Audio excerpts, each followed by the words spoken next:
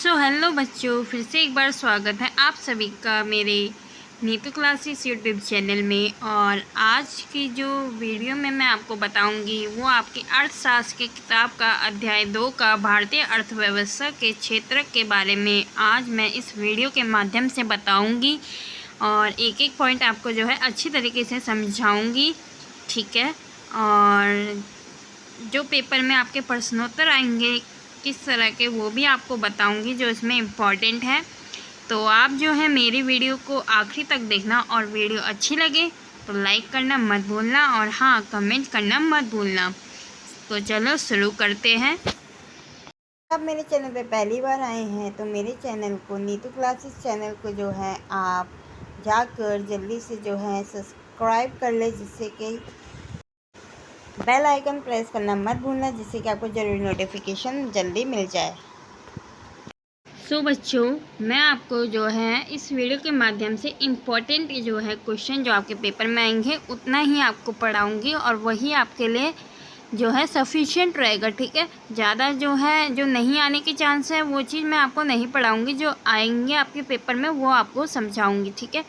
तो सबसे पहले हम बात कर लेते हैं कि जो है भारतीय अर्थव्यवस्था के कितने क्षेत्र होते हैं। तो आपको बच्चों याद रखना पड़ेगा, भारतीय अर्थव्यवस्था के 3 क्षेत्र होते हैं। पहला कौन सा होता है हमारा प्राकृतिक क्षेत्र, दूसरा होता है हमारा द्वितीयक क्षेत्र और तीसरा होता है हमारा तृतीयक क्षेत्र। तो याद रखना आप, ठीक है।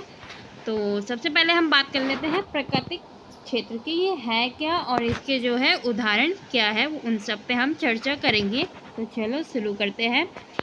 प्राकृतिक संसाधनों के प्रत्यक्ष उपयोग पर आधारित अनेक गतिविधियां हैं, ठीक है। जैसे कपास की खेती, ये क्या है, ये मौसमी फसल है। कपास के पौधे की वृद्धि के लिए हम मुख्यतः न कि पूर्णतः प्राकृतिक कार्य को किस पे निर्भर रहते हैं, हम प्राकृतिक कार्य जैसे वर्षा, सूर्य का प्रकाश और जलवायु पर निर्भर हैं।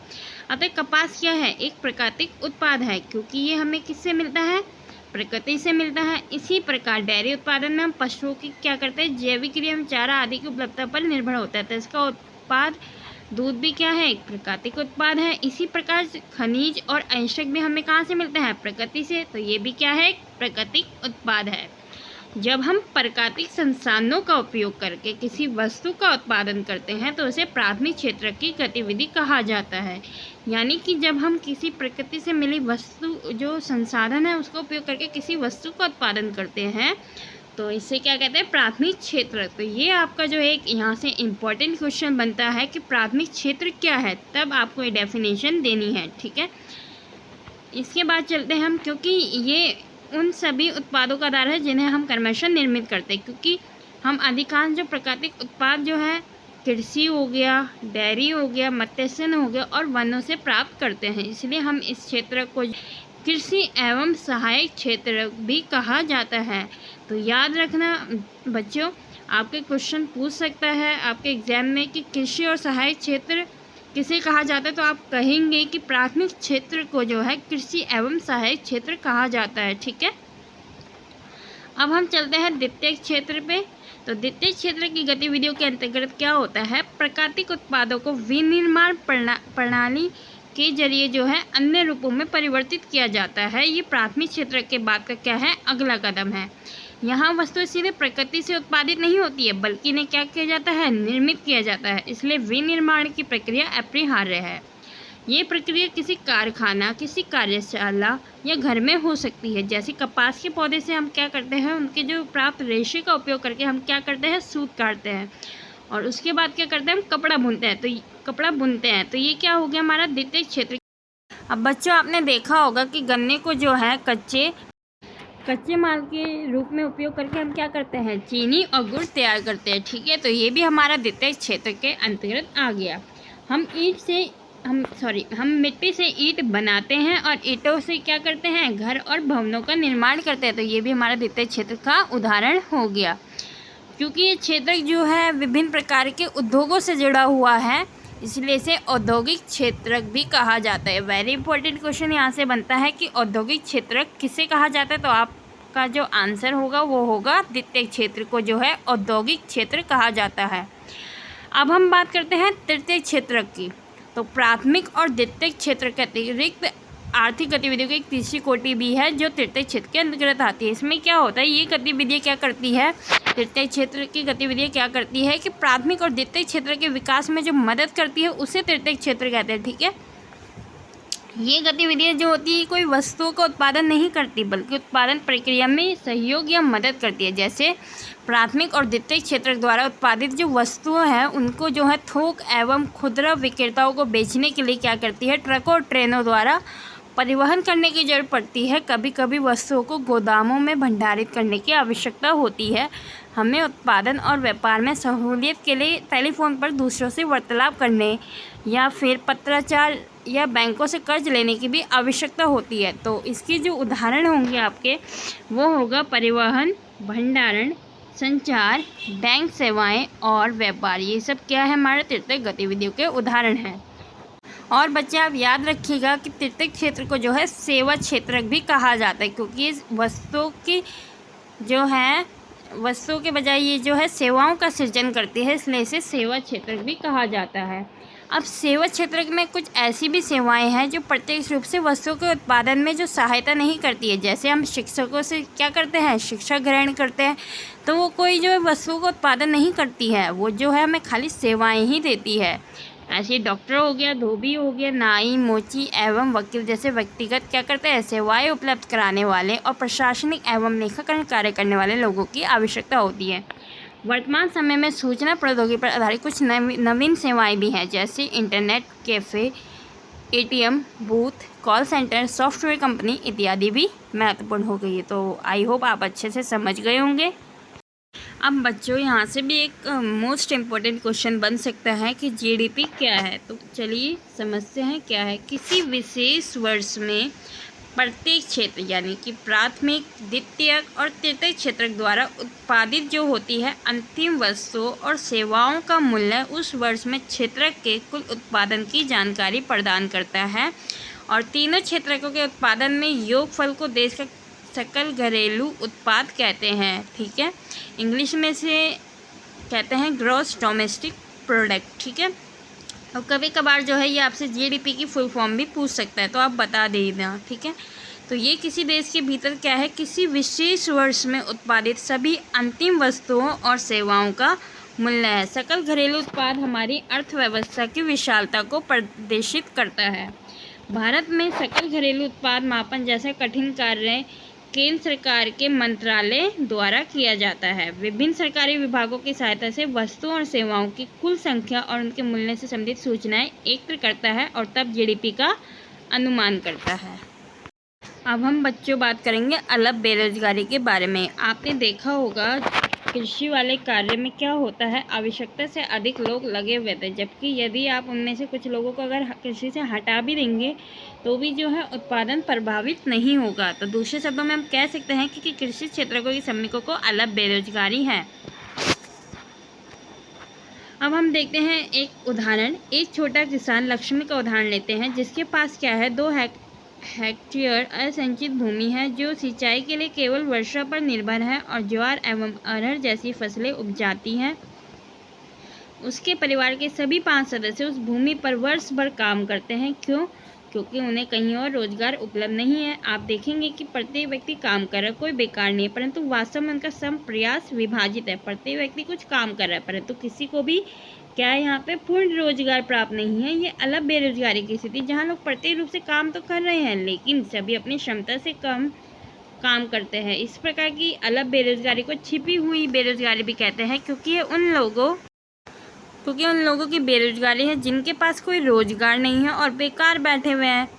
तो इसे जो है खुली बेरोजगारी, इसलिए इसे परछन बेरोजगारी भी कहा जाता है। अब बच्चों हम बात कर लेते हैं महात्मा गांधी राष्ट्रीय ग्रामीण रोजगार गारंटी अधिनियम के बारे में, जो कि बहुत इम्पोर्टेंट है। तो इसे जो है 2005 में लागू किया गया था और इसे जो है महात्मा गांधी राष्ट्रीय ग्रामीण रोजगार गारंटी अधिनियम कहते हैं। इसके अंतर्गत क्या हुआ था, इसके अंतर्गत जो है उन सभी लोगों जो काम करने में सक्षम है और जिन्हें काम की जरूरत भी है को सरकार द्वारा क्या हुआ, ग्रामीण क्षेत्रों में वर्ष में 100 दिन के रोजगार की गारंटी दी गई। है। यदि सरकार रोजगार उपलब्ध कराने में असफल रहती है तो ये लोगों को जो है बेरोजगारी भत्ता देगी। अधिनियम के अंतर्गत उस तरह के कामों की वरीयता दी जाएगी जिससे भविष्य में भूमि से उत्पादन बढ़ाने में मदद मिलेगी। ठीक है, अब बच्चों हम पढ़ेंगे मोस्ट इम्पॉर्टेंट संगठित और असंगठित क्षेत्र क्या है। ठीक है, तो इसके लिए सबसे पहले हम इसका उदाहरण पढ़ते हैं कांता का। तो कांता जो है एक कार्यालय में काम करती है। वह सुबह 9:30 से शाम 5:30 तक कार्यालय में रहती है। वह नियमित रूप से प्रत्येक महीने के अंत में अपना वेतन पाती है। वेतन के अलावा वो जो है सरकारी नियमों के तहत भविष्य निधि भी प्राप्त करती है। उसे चिकित्सा और अन्य भत्ते भी मिलते हैं। कांता रविवार को कार्यालय नहीं जाती है। इस दिन सवेतन आकाश होता है। उसने जब नौकरी शुरू की थी तब उसे एक नियुक्ति पत्र दिया गया था जिसमें नौकरी संबंधी निबंधन और शर्तों का उल्लेख किया गया था। अब हम दूसरी ओर पढ़ते हैं कमल की कहानी के बारे में। कमल जो था वो कांता का पड़ोसी है। वह नज़दीक की किराना दुकान में दैनिक मजदूरी करने वाला श्रमिक है। वह सुबह 7:30 बजे से दुकान पर आ जाता है और शाम 8 बजे तक काम करता है। उसे अपनी मजदूरी के अलावा कोई भी भत्ता नहीं मिलता है। जिस दिन वह काम नहीं करता है उस दिन की मजदूरी उसे नहीं मिलती है। उसे कोई छुट्टी या सवेतन अवकाश नहीं मिलता है। उसे कोई औपचारिक पत्र नहीं मिला है जिसमें दुकान में नियुक्ति के बारे में कहा गया। उसका नियोक्ता उसे किसी भी समय जो है काम से हटाने के लिए कह सकता है। तो अब हम समझते हैं कि संगठित क्षेत्र है क्या। संगठित क्षेत्र में क्या होता है, वह उद्यम अथवा कार्यस्थान आते हैं जहां रोजगार की अवधि नियमित होती है। यानी कि आपका जो रोजगार है उसकी अवधि नियमित रहती है और इसलिए लोगों के पास जो सुनिश्चित काम होता है वह क्षेत्र सरकार द्वारा क्या होते हैं, पंजीकृत होते हैं और उन्हें सरकारी नियमों एवं विनियमों का अनुपालन करना होता है। और इन नियमों एवं विनियमों का अनेक विधियों जैसे कारखाना अधिनियम, न्यूनतम मजदूरी अधिनियम, सेवानुदान अधिनियम, दुकान एवं प्रतिष्ठान अधिनियम इत्यादि में उल्लेख किया गया है। इसे संगठित क्षेत्र कहते हैं क्योंकि इसकी कुछ औपचारिक प्रक्रिया एवं कार्यविधि है। कुछ लोग किसी के द्वारा नियोजित नहीं होते बल्कि वे स्वतः काम कर सकते हैं, परंतु वह भी अपने को सरकार के समक्ष पंजीकृत कराते हैं और नियमों एवं विनियमों का अनुपालन करते हैं। संगठित क्षेत्र के कर्मचारियों को रोजगार से सुरक्षा जो है लाभ भी मिलते हैं। उन्हें क्या है, एक निश्चित समय पे ही काम करने की आशा की जाती है। यदि वे अधिक काम करते तो उसके लिए जो है उन्हें एक्स्ट्रा जो है सैलरी भी मिलती है। वे नियोक्ता से कई दूसरे लाभ भी प्राप्त करते हैं। वो लाभ क्या है, तो उन्हें जो है सरकार के द्वारा सवेतन छुट्टी भी मिलती है, अवकाश काल में भी भुगतान मिलता है, भविष्य निधि भी मिलती है, सेवानुदान इत्यादि पाते हैं। वे चिकित्सा लाभ पाने के हकदार होते हैं और नियमों के अनुसार कारखाना मालिक को पेयजल और सुरक्षित कार्य पर्यावरण जैसी सुविधाओं को सुनिश्चित करना होता है। और जब वे जो है रिटायर हो जाते हैं यानी कि सेवानिवृत्त हो जाते हैं तो उन्हें पेंशन भी प्राप्त करते हैं, जैसे कि हमने अभी पढ़ा था कांता का उदाहरण में। ठीक है, उसका क्या था कि एक निश्चित जो है वो समय पे ही काम करती थी। ठीक है, और जब वो छुट्टी भी करती थी तो उसका जो है पैसा नहीं करता था। ठीक है, तो आप समझ गए होंगे। अब हम पढ़ते हैं इसके विपरीत कमल का असंगठित क्षेत्र के बारे में। असंगठित क्षेत्र जो है छोटी छोटी और बिखरी इकाइयों जो अधिकांश सरकारी नियंत्रण से बाहर होती है, ये सरकारी नियंत्रण के अंतर्गत नहीं आती है। ठीक है, इस क्षेत्र के नियम और विनियम तो होते हैं परंतु उसका अनुपालन नहीं होता। वे कम वेतन वाले रोजगार है और प्राय नियमित नहीं है, यानी कि वेतन तो कम ही मिलेगा, ऊपर से जो है इसमें जो नियमित नहीं होता है रोजगार। यहाँ अतिरिक्त समय में काम करने पर सवेतन छुट्टी, अवकाश, बीमारी के कारण छुट्टी इत्यादि का कोई प्रावधान नहीं है। रोजगार भी सुरक्षित नहीं है। श्रमिकों को बिना किसी कारण से काम से हटाया भी जा सकता है। कुछ मौसमों में जब काम कम कर होता है तो कुछ लोगों को काम से छुट्टी दे दी जाती है। बहुत से लोग नियोक्ता की पसंद पर निर्भर होते हैं। इस क्षेत्र में काफ़ी संख्या में लोग अपने अपने छोटे कार्यों जैसे सड़कों पर विक्रय अथवा मरम्मत कार्य में लगे रहते हैं। इसी प्रकार किसान अपने खेतों में काम करते हैं और जरूरत पड़ने पर मजदूरी पर श्रमिकों को लगाते हैं। अब हम पढ़ेंगे बच्चों स्वामित्व के आधार पर क्षेत्रक। दो प्रकार के होते हैं, सार्वजनिक और निजी क्षेत्रक। तो चलिए इसके बारे में हम पढ़ते हैं। सार्वजनिक क्षेत्रक में अधिकांश परिसंपत्तियों पर सरकार का स्वामित्व होता है और सरकार ही क्या करती है, सभी वस्तुएं उपलब्ध कराती है। जबकि निजी क्षेत्र में क्या होता है, परिसंपत्तियों पर स्वामित्व और सेवाओं के वितरण की जिम्मेदारी एकल व्यक्ति या कंपनी के हाथों में होता है। उदाहरण के लिए रेलवे अथवा डाकघर क्या है, ये सार्वजनिक क्षेत्र के उदाहरण हैं।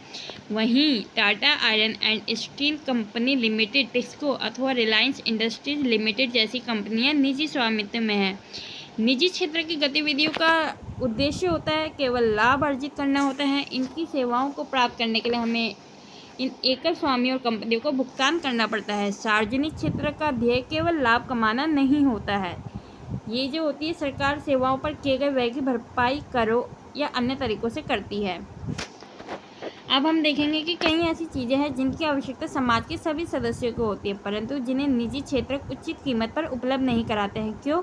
क्योंकि इनसे जो है कुछ चीज़ों पर बहुत अधिक पैसे खर्च करने पड़ते हैं जो निजी क्षेत्रों की क्षमता से बाहर होते हैं। इन चीज़ों पर इस्तेमाल करने वाले यदि वे चीज़ों को उपलब्ध कराते हैं तो वह उसकी क्या करते हैं, ऊंची कीमत वसूलते हैं। जैसे सड़कों, पुलों, रेलवे पत्तनों, बिजली आदि का निर्माण और बांध आदि से सिंचाई की सुविधा उपलब्ध कराना। इसलिए सरकार जो है ऐसे भारी जो खर्चों पर क्या है स्वयं कदम उठाती है और सभी लोगों के लिए इन सुविधाओं को सुनिश्चित करती है। कुछ गतिविधियां ऐसी हैं जिन्हें सरकारी समर्थन की जरूरत पड़ती है।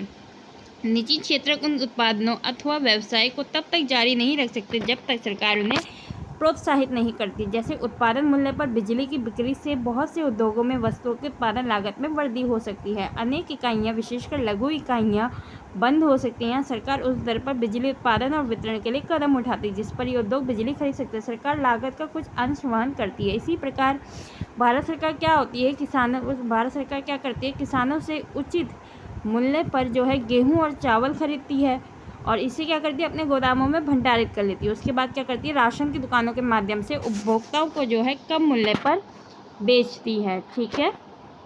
अधिकतर आर्थिक गतिविधियां ऐसी जिनकी प्राथमिक जिम्मेदारी किस पर है, सरकार पर होती है। इन पर खर्चा करना भी सरकार की ज़रूरत होती है। जैसे सभी के लिए स्वास्थ्य और शिक्षा सुविधाएं उपलब्ध कराना, ये भी सरकार की ही जिम्मेदारी के अंतर्गत आता है।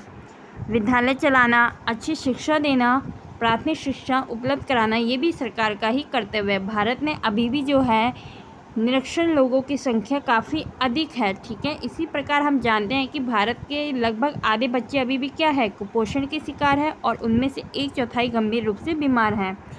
अब आप देख लीजिए उदाहरण, ओडिशा में जो है अथवा मध्य प्रदेश का शिशु मृत्यु दर विश्व के कुछ निर्धनतम भागों से भी अधिक है। सरकार को भी मानव विकास के पक्षों जैसे सुरक्षित पेयजल की उपलब्धता, निर्धनों के लिए जो है आवासीय सुविधाएं और भोजन एवं पोषण पर ध्यान देने की जरूरत है। सरकार का ये भी कर्तव्य होना चाहिए कि वे बजट बढ़ाकर जो गरीब लोग हैं उनकी जो है देश के पुण्यतः उपेक्षित भागों की देखभाल करें।